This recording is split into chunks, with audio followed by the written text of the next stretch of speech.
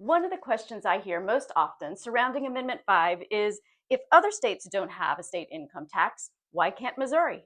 It's a fair question. So let's take a look at where other states collect taxes to keep their services afloat.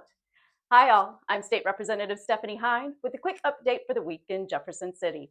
Here's what you need to know. Missouri's individual income tax currently provides roughly two-thirds of the state's general revenue. That money helps fund public schools, public safety, transportation, healthcare, and many of the social services vulnerable Missourians rely on every day. Amendment 5 requires future lawmakers to eliminate the revenue that comes from individual state income taxes and replace it by increasing or expanding state sales taxes. So the question becomes, how do you replace billions of dollars of revenue each year?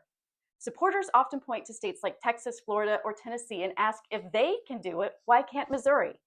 The answer is that every state has to pay for schools, roads, law enforcement, and other essential services. The difference is how they raise that money. Florida, Nevada, and to some extent Tennessee benefit from large tourism industries that generate millions in sales tax revenue from out-of-state visitors. Texas, Alaska, and Wyoming receive substantial revenue from oil, natural gas, and other natural resources. Tennessee relies much more heavily on sales taxes and corporate taxes than Missouri. Its state sales tax is 7% compared to Missouri's 4.225%, and Tennessee's excise tax is 6.5% compared to Missouri's 4% corporate tax rate. And some states, including Texas, rely much more heavily on property taxes. Others rely on higher sales taxes than Missouri currently has. The point is, there isn't a single model that states without an income tax follow.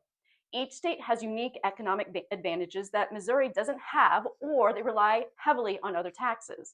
Missouri doesn't have Florida's tourism economy. We don't have Texas's oil and gas economy. And unlike many of those states, Missouri shares borders with 8 different states, making it easier for consumers and businesses to compare costs across state lines. That's why the question isn't simply whether Missouri can eliminate the income tax. Lawmakers already have the ability to cut taxes. The real question is what taxes replace it, who pays them, and will that approach work for Missouri? That's the question voters will decide when they cast their ballot on Amendment 5. Before you vote, take time to understand not just what Amendment 5 promises, but how it would change the way Missouri pays for the services we rely on. Thanks for watching. Stay engaged, stay informed, and as always, reach out if you have any questions or concerns. See you soon.